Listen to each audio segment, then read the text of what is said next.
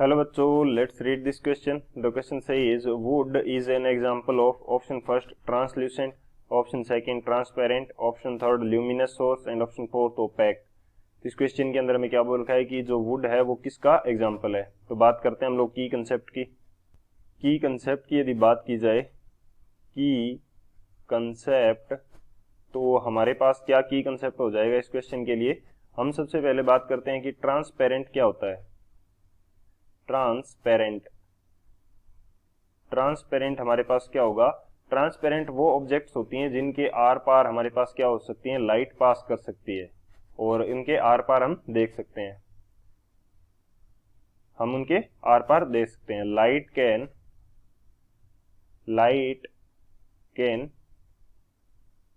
Pass through these objects. In object से हमारे पास क्या हो सकती है, लाइट पास कर सकती है. And we can see clearly through them.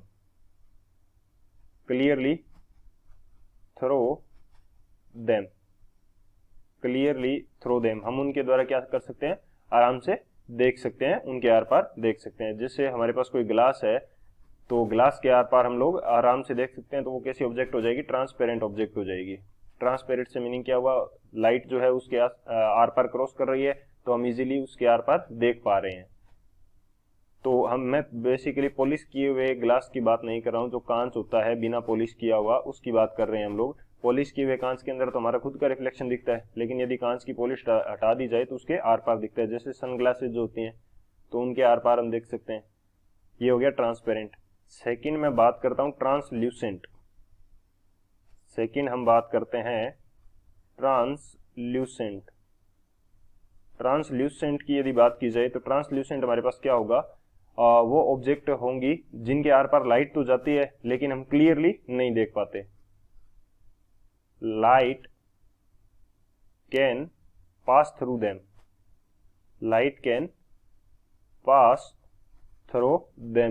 Light क्या है, इनसे पास कर सकती है लेकिन हम क्या क्लियरली नहीं देख सकते. But we can not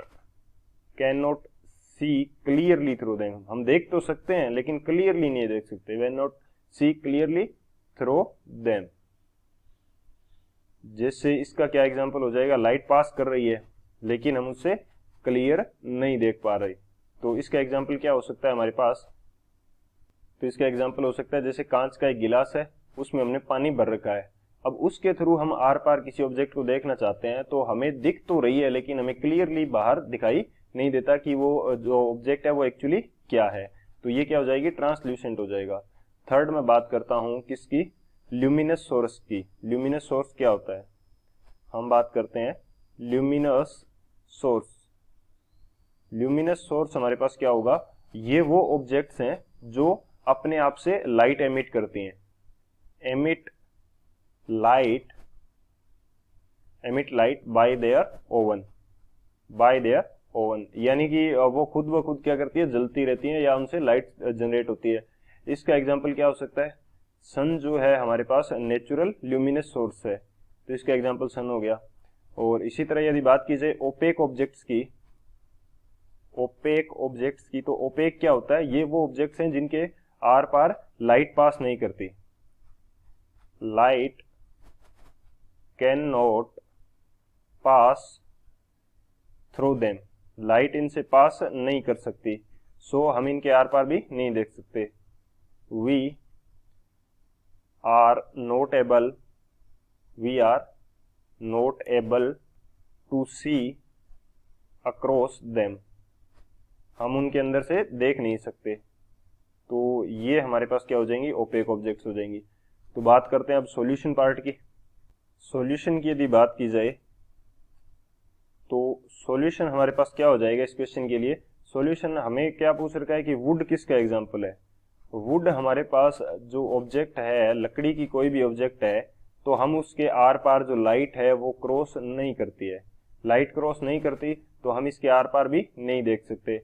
are पार नहीं देख सकते तो ये किस टाइप का सोर्स लाइट या ऑब्जेक्ट हो जाएगी, ये हो जाएगी ओपेक. ओपेक टाइप की ऑब्जेक्ट हो जाएगी। तो कौन सा ऑप्शन करेक्ट हो जाएगा हमारे पास? जो ऑप्शन डी है वो हमारा करेक्ट हो जाएगा।